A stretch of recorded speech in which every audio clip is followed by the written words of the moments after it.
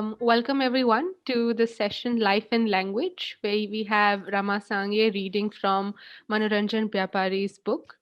To introduce Rama sir, he is a third generation Tamil from Calcutta who can boast of being more Bengali than native Bengalis. Apart from translating Bengali literature and Bengali Dalit literature, he travels across continents and has been a housing rights and education activist for many decades. He's an organic networker and is eager to train interested people in the art and technique of translation. So over to Rama sir. Thank you.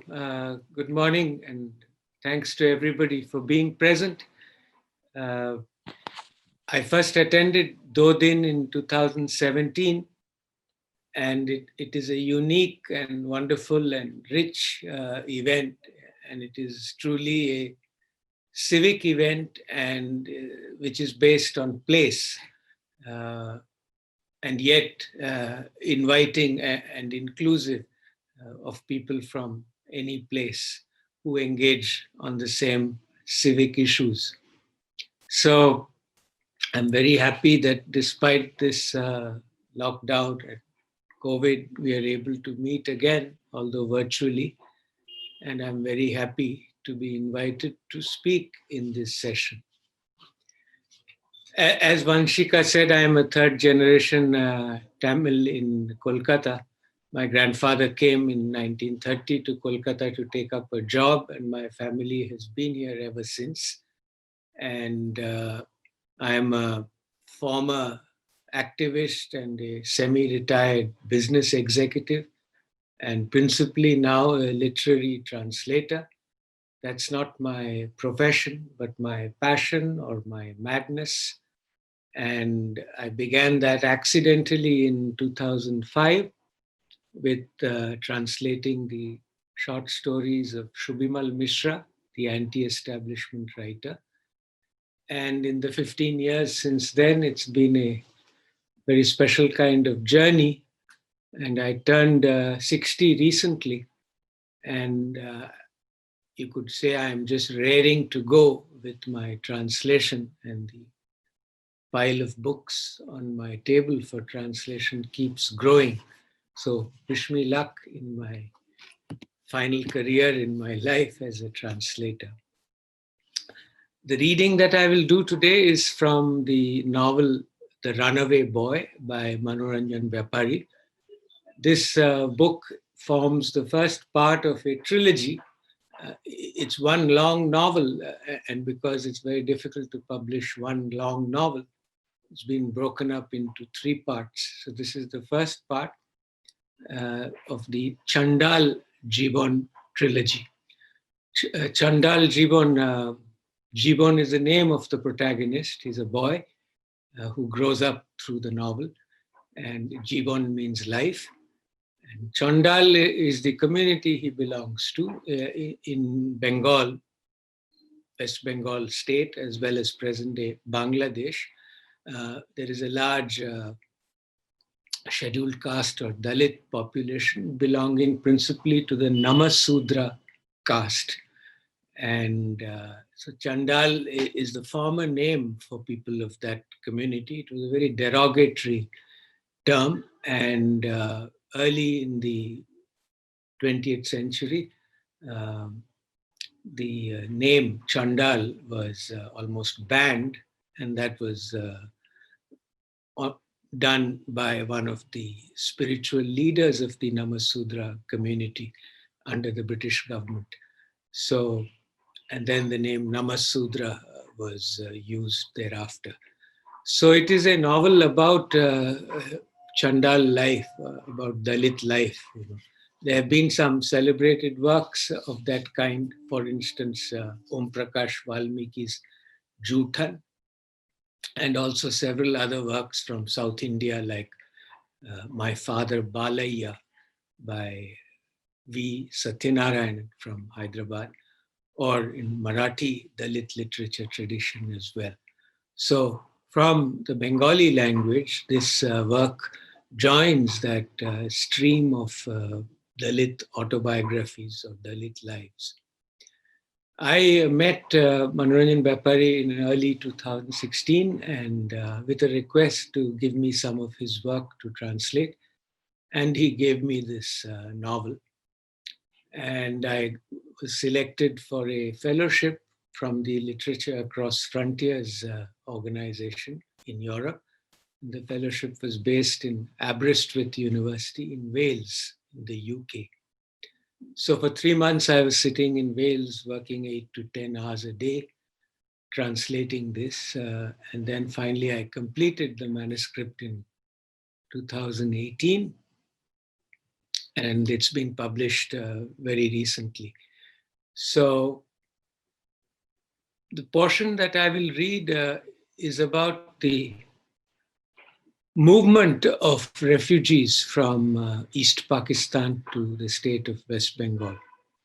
And it's particularly pertinent at this moment or in this year because we have seen the stories of huge migrations or reverse migrations of migrant labor from different parts of India during the lockdown. This is also another kind of harsh journey.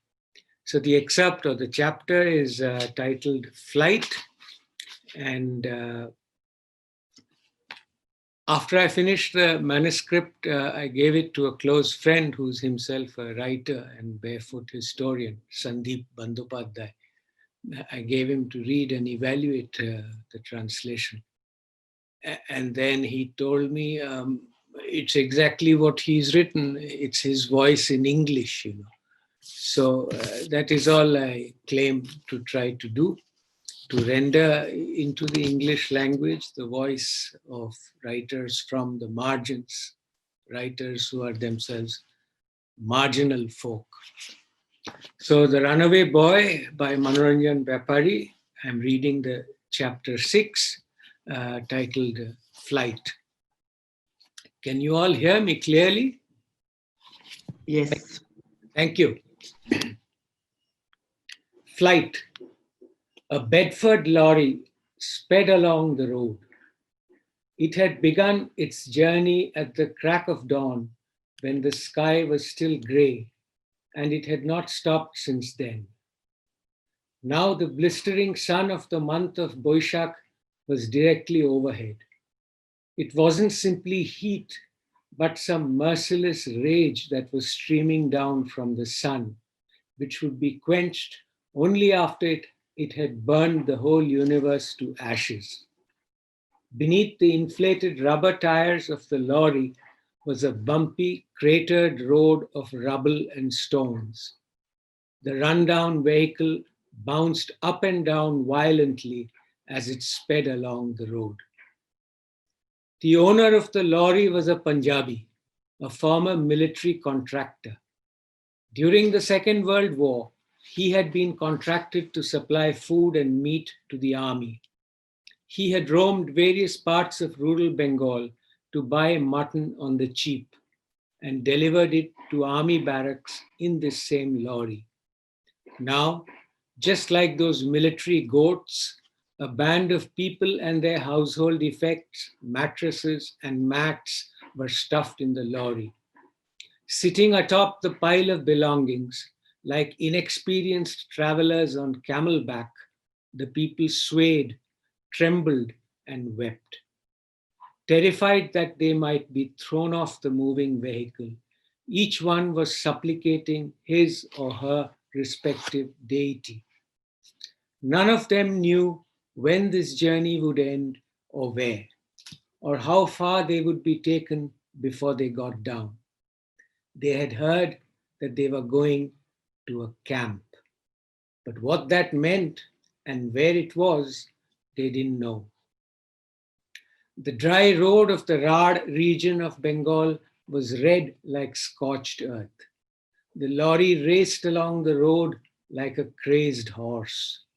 The road was carpeted in fine dust because many lorries had plied along the road before this, just as the driver of this lorry too had many times. A cyclone-like cloud of red dust enveloped the lorry, as if keeping pace with the roaring, speeding vehicle. The hot dust flying in the furious sun's heat covered the eyes and faces of the travelers. Their bodies too became red. They didn't like that at all. It was as if, despite their unwillingness, someone had forcibly pushed them into an untimely, holy play in which people throw color on unwilling folk simply to provoke them and watch the fun. There was dense forest on both sides of the road, and in the scorching heat of the noon sun, the tall trees stood silently on their single legs. The fire of the torrid Boishak sun snapped at the leaves on their branches, seeming to endanger the very life of the trees. After a long time, after journeying a great distance, and after the yearning for human contact in the people's distraught eyes had turned to naught, the lorry and its travelers came upon an Adivasi village. The village had about 20 or 25 houses made of thick earthen walls, which had been built with much toil by laboring folk and covered with thatch laid on bamboo rafters. The people who lived there belonged to the Santhal tribe. Hearing the sound of the lorry, the Santhal men, women, and children emerged from their homes and looked incredulously at the people atop the vehicle. Who were these muddy, exhausted, dejected people? Why were all these people being taken along this road every now and then? Where were they from? They were the dispossessed, refugees. This was their identity now, an identity that was soaked in disaffection, neglect, and humiliation. Just a few days ago, they too had homesteads, shelters, however modest, to survive through winter, summer, and the rains. Now they had nothing. They were paying the price of India's independence, something incomprehensible to the common people. A part of Bengal had been cut away and discarded, and in that cut off part, all their rights as citizens had been buried alive. Their identities, their homes, and their human dignity too. They were now parasites. They were refugees begging India for shelter. And that was where they were being taken now, to a shelter that was called a camp. Seeing the fields, forests, and wild looking semi naked folk all around them, the people sitting atop the lorry were extremely unnerved. They were already frightened to start with. Now they became terrified. Who were these people? Their bodily appearance, color, and garb were not at all like that of Bengalis. Where have they brought us? Their confounded eyes searched for familiar people, familiar soil, and the beloved waters to which they were eternally habituated. The river on which boatmen unfurled their sails and burst out singing Bhatiali songs to their heart's content. The water from which countless silver-colored fish were to be had. Where was that empire of water? Water, another name for which was life itself. Where was that life? No, for as far as the eye could see, there was no sign of any water. The fields, trees, plants, people, and houses all seemed to be burning under the cruel assault of heat missiles that exploded over the whole landscape. It was as if a fatal curse was raining down from the ball of fire burning overhead, devoid of mercy or compassion, pitiless, unrelenting. There was no cover over the lorry. No one had even thought of putting up a cover. After all, goats and cows didn't require a cover. Why should refugees? So the people sitting atop the lorry, those whom time and society had consigned to refugeehood, were burning in the heat of the sun. The hot wind blowing was like the poisonous breath of mythic serpents scorching the exposed parts of their bodies. Before this, no one from any of these families had ever undertaken such a difficult journey by road. They had only ventured out on boats. They had the experience of spending days and months living on boats. And if they so much as stepped down into their courtyards from their houses, their feet got wet. These people were now gasping like fish out of water in this dry, parched, and pitiless land. The truck sped along, passing by one place after another and snaking along bends as it steadily approached the end of its journey. But in the people's eyes and faces, and in their hearts and minds, there was a formless, unknown fear. Their dust-covered, muddy, emaciated bodies trembled in the stupor of that fear. Where are we going? To which country? How far away is it? Is ugly fate going to cast us into some desert? What awaits us there? Will it herald a new life? An auspicious beginning? A reconstruction? Or will we only be very far away from our own country, our own land, consigned to a helpless life with an ocean of thirst within?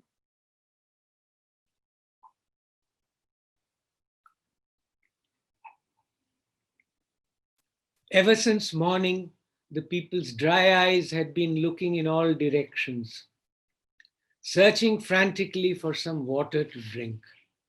Water that was to be found in ponds and rivers, small and wide. But where were the ponds and lakes? Everyone was dying of thirst, but there was no water anywhere. Instead, what they saw on the horizon, which they mistook for water, was only a deceitful mirage. The soil here was very elusive, deceitful, and insidious. Its sorcery laid a cruel death trap all over.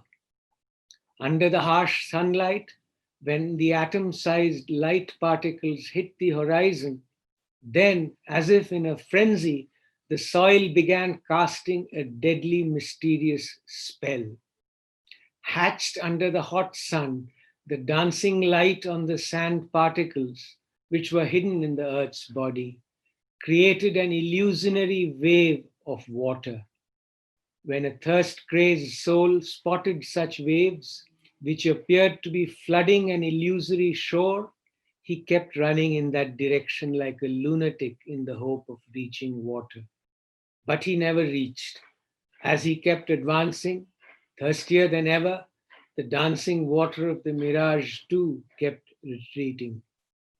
Finally, as the poor soul ran and ran in acute thirst, he lost his very life.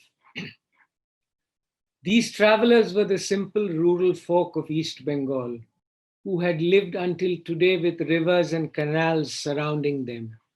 They didn't know about the tricks played by the earth, and so, with an ocean of thirst in their parched throats, they gazed at the dancing waves of the mirage. There's a river as wide as the Podda and Meghna. Just wait a little bit longer. After that, their thirst would be quenched. After immersing and bathing in and drinking the water, their mind and bodies would cool down. Tulsi, the wife of Shubol Shutar from Kolakondi village, had been placed in one corner of over the piled up luggage, mattresses, and bundles. She was 7 months pregnant. She had been experiencing some pain since morning. After setting off from the village, crossing the border and arriving at Bongaon, and then going from there to Ranaghat and then some other places, somewhere along the way, relatives, kin, and neighbors had all got lost. But none of them could be blamed. People were only concerned about themselves now. In times of danger, everyone thought only about their own lives and those of their immediate families and children. They only wanted to rush to a safe place before anything else. Who cared for anyone else in such a time? Now, the few persons remaining who were known to Shubol and Tulsi, people from their village and some relatives, were traveling on this lorry. If they were separated from them, who knew who they would end up with? What would happen if they couldn't get along with them by way of language, thinking, behavior, and customs? At the halt in Ranaghat, 5 or 7 families had also been waiting beside Shubol and his pile of belongings. They were all people from Chittagong. The whole day, Shubol couldn't understand a single word of their language. How could he stay with them? How would he call out to them in times of danger or distress? How would he express his feelings of joy or anguish? That's why he had boarded this lorry. Shubol didn't blame anyone for anything. The entire blame lay on his fate. Or else, why would he have to leave behind a mansion like tin roofed house, 2.5 bighas of paddy land, a 12-foot boat, a 20-foot fishing net, and a dozen coconut and areca palms, and flee his country under a cover of night like a thief?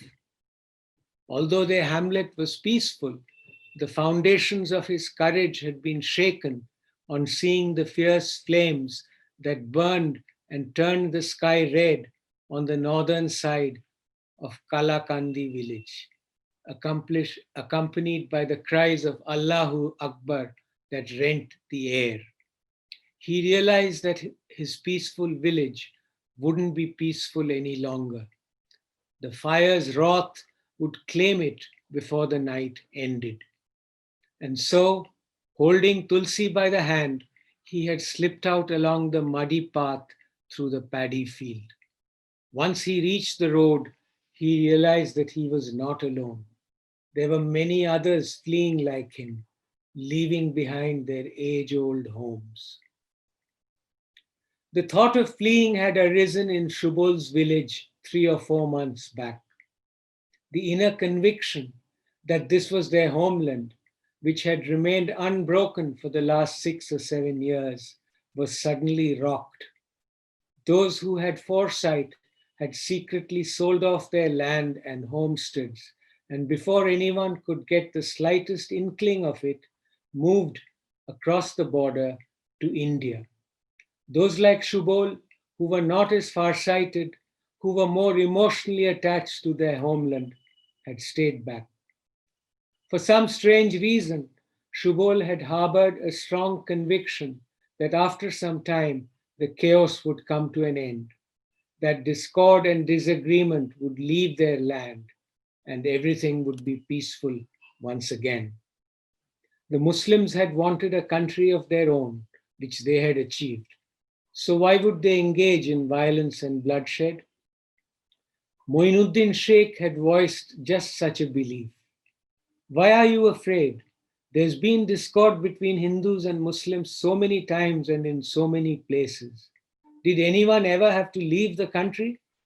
Why would you leave behind your own home and go away to another country? Be without fear. Aren't we here? Let me see who dares say anything to you. Moinuddin Sheikh was an influential person in the region. Everyone knew him and respected him. He was fond of Shubol Shutar too, so how could Shubol disregard him? And so there had been no prior preparation for escape.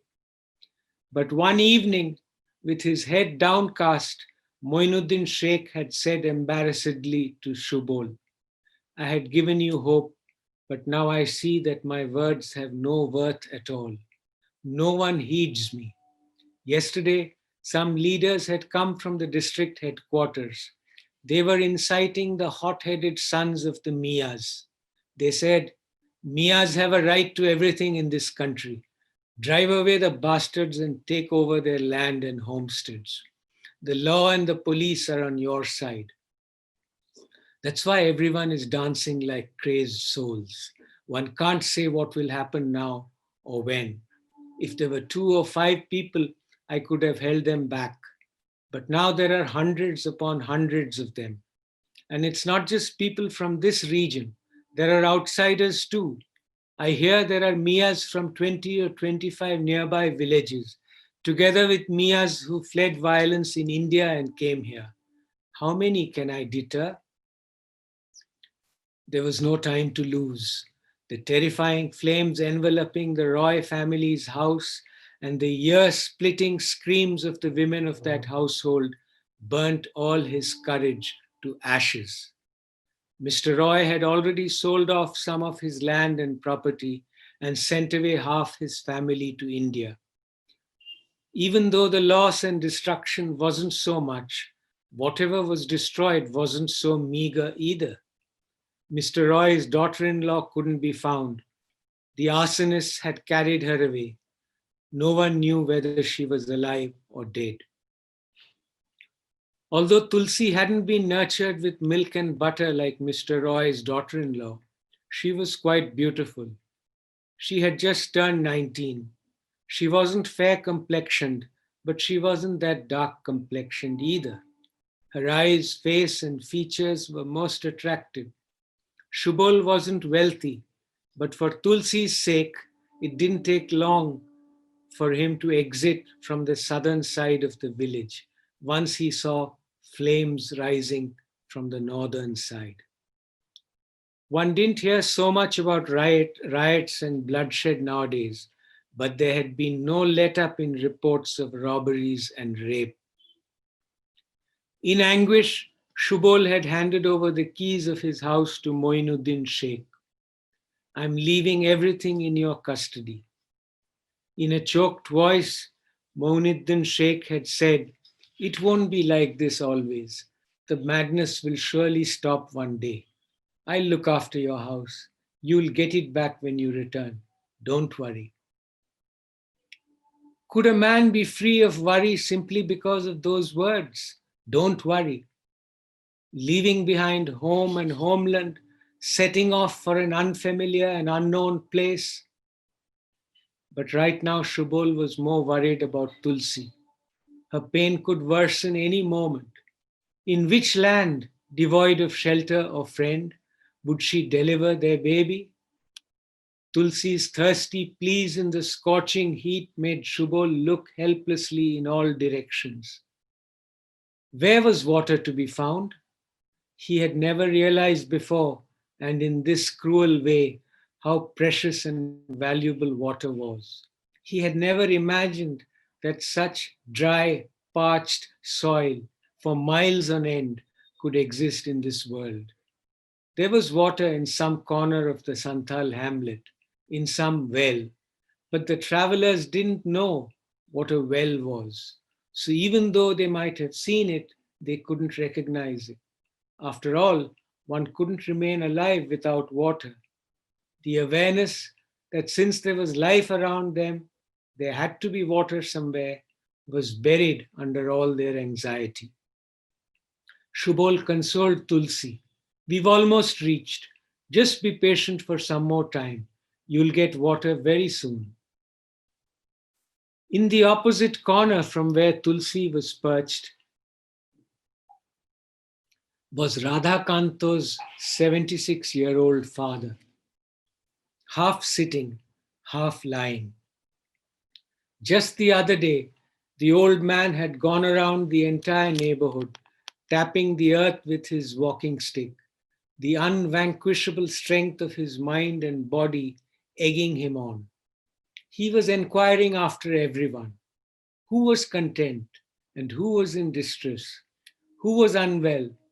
How the harvest had been in each one's field, and so on. The old man had never been ill to speak of, but he was stricken by mental illness now, arising from forsaking his homeland. Broken, crushed, supine, and incapable of even standing on his 2 legs.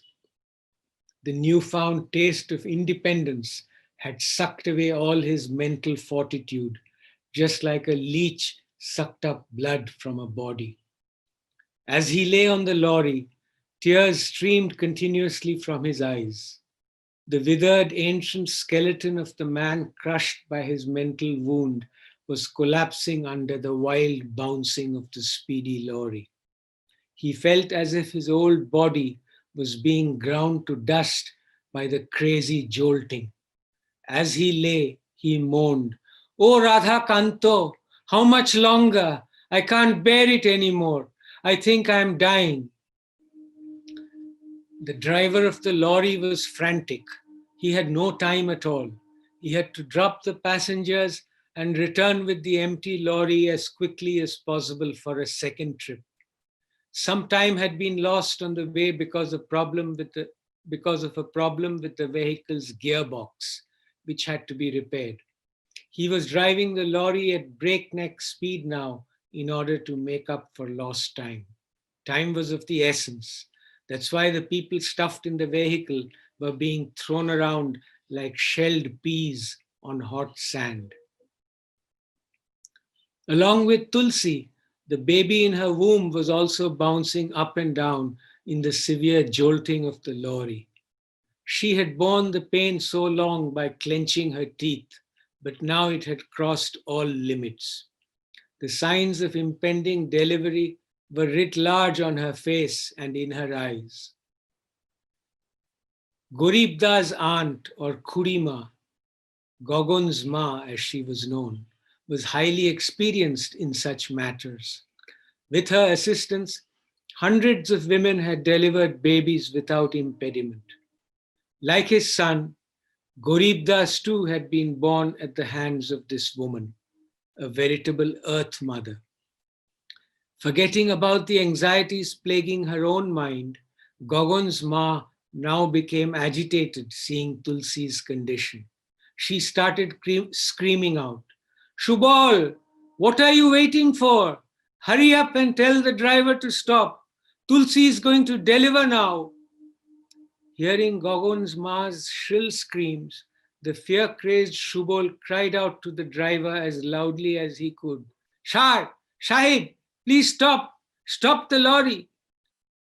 A government employee sat beside the driver. He was in charge of taking the refugees to a predetermined place. As soon as he heard Shubol's cries, fearing some mishap, he said to the driver, "Stop the lorry!" The driver slammed the brake. The lorry came to a standstill in the middle of the road with a tremendous jolt. Opening the door and thrusting his head out, he asked, "What's happening? Why the shouting?" Just then came Tulsi's ear-splitting scream. "Oh ma, moira gelam, mago, I'm dying."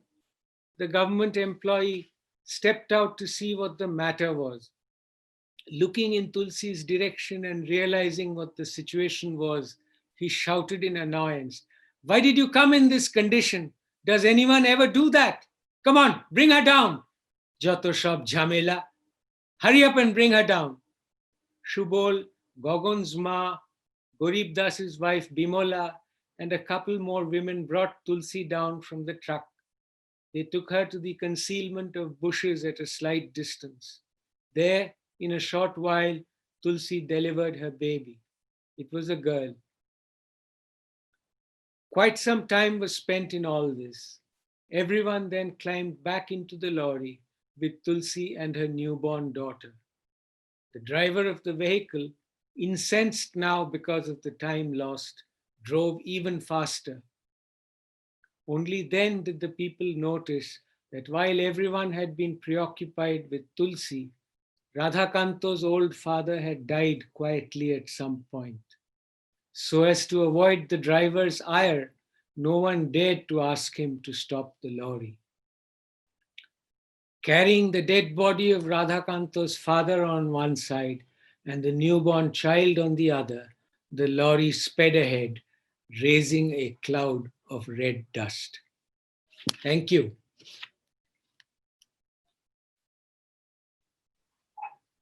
Thank you, sir, um, for bringing those words alive for our very first session today. This is the time where we can respond to Sir's words. So, if there's anyone who's listening here who'd like to respond to what Sir read out. You can type in the chat box, or you can raise your hand. We have time for that. We have Nandini Oza saying thanks to you. Thank you, Nandini.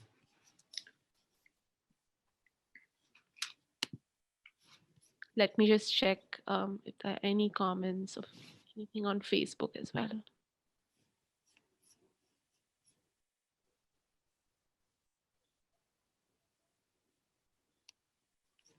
I think people are going to take their time to absorb what you've read in as well. So it'll come as no surprise that people respond in some time.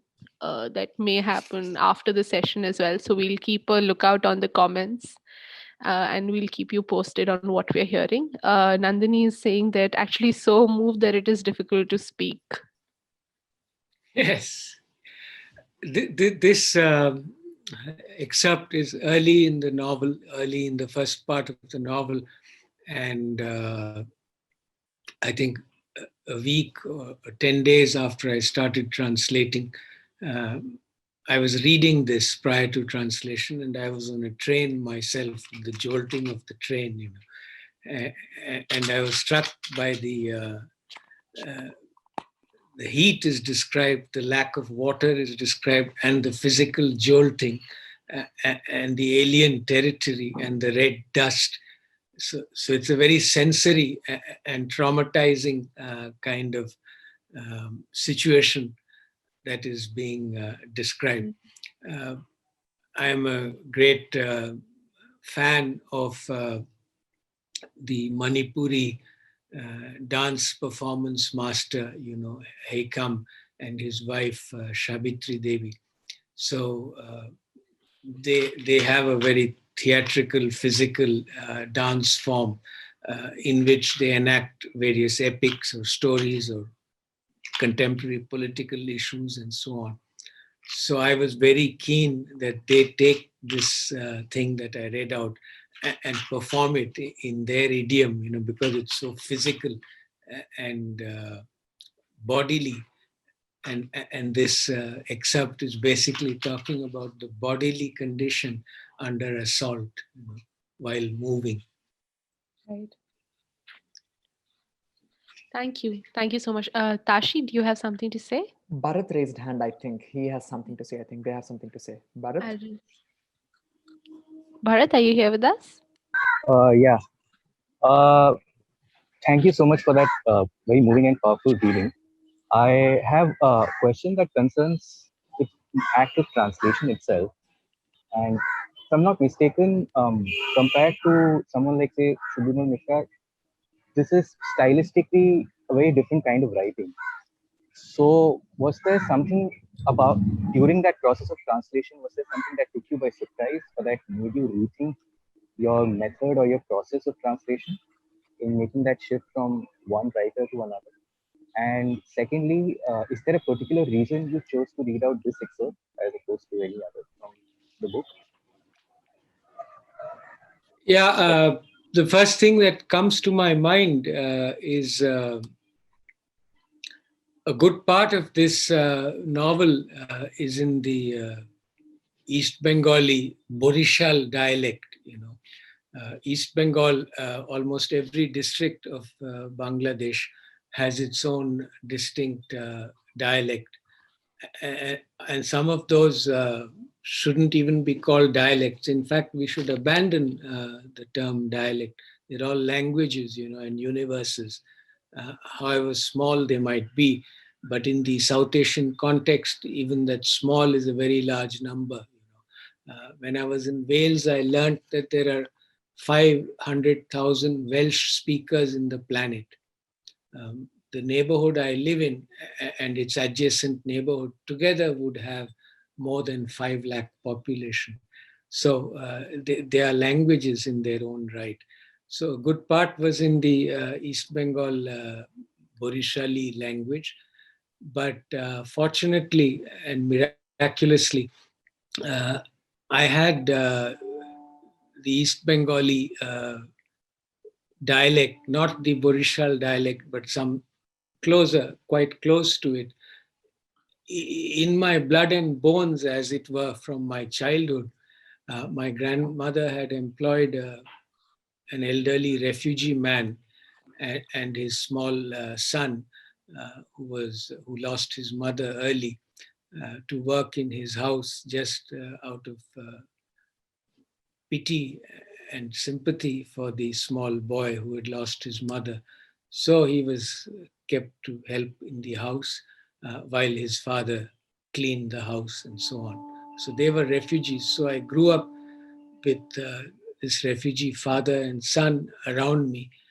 And the son was my playmate. He was 3 or 4 years older than me. And the father and son spoke to each other in the dialect. And the boy, until he mastered the Calcutta Bengali language, also spoke in that language. And when he was playing with me and so on, it was in that language that he spontaneously spoke.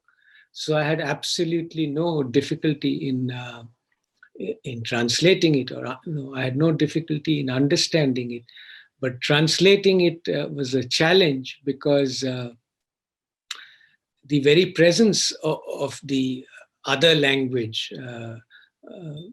or the dialect in the text introduces a polychromatic character, whereas translating into English has to be monochromatic.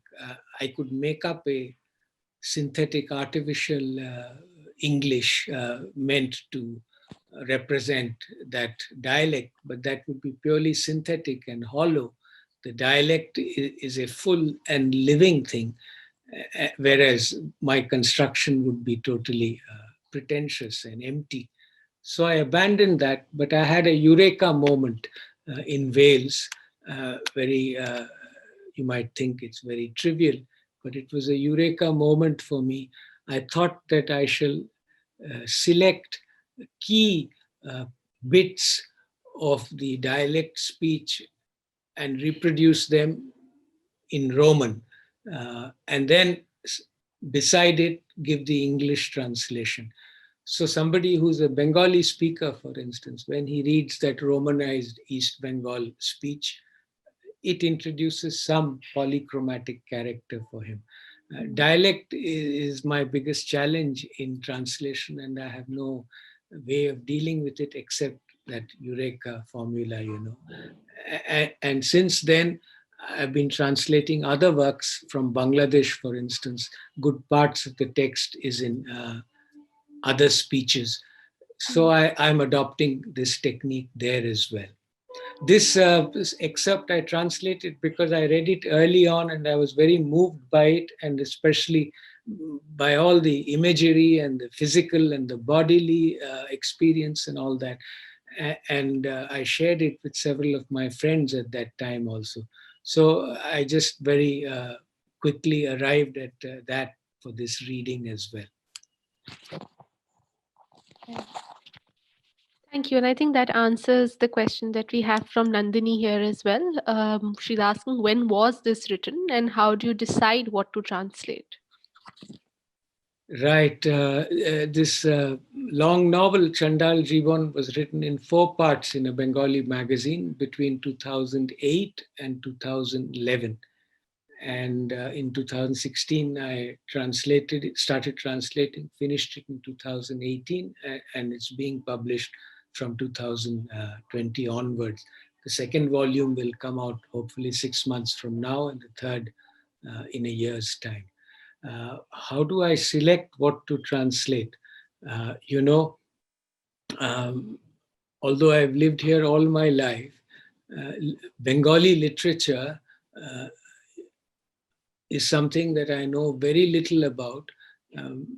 Only a little bit I might know from wider awareness.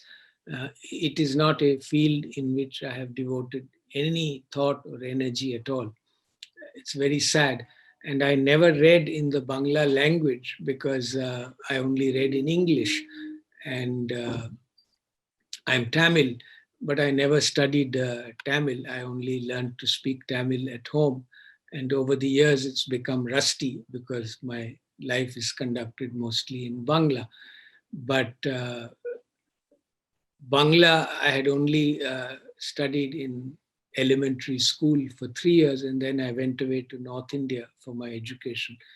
So I never studied Bangla in school. So it was useful to know to read and write Bangla, especially since I worked as a social activist for many years. And so it was vital. But I never had occasion to read in Bangla other than for functional reasons. I never read for pleasure, or I never read for literary interest. I did that in English. And so it was entirely by accident that I started translating on a friend's prompting. But once I've started translating, I began to see my work in perspective, and I decided to devote myself to translating voices from the margins. So Shubhimal Mishra has kept himself on the margins of the field of Bengali literature by choice. Manoranjan Byapari was born into marginal or sub-marginal circumstances and lived most of his life under such circumstances. And his writing is a voice of that circumstance. So as I was nearing completion of my Shubhimal Mishra project, I decided to translate Shubhimal Mishra's short fiction from the beginning of his writing career to the end of his writing career, about 4.5 decades, selected short stories from that period. And as I was nearing completion of that, I thought of whom I should translate now. I had heard about Manoranjan Byapari, so I went and met him. Another example would be 2-3 years back, I went to the People's Literature Festival in Kolkata. And one of the sessions was with a Bengali writer called Ansaruddin. Ansaruddin is a marginal farmer from Nodia district, about 6 hours away from Calcutta. And when he was about 30 years old, he started writing. And so he's been writing for 30 years now. And his writing is like an ethnographic account of the rural Muslim milieu of West Bengal and the changes it has undergone in the last 5 decades. So when I heard him speaking in that session, I was immediately drawn to that, and then met him, and he gave me his books, and I'm translating the first of those books currently. So it's there's a writer called Adhir Biswas, and he's an editor of a publishing company called Gangchil, which is a kind of artisanal quality press in Kolkata.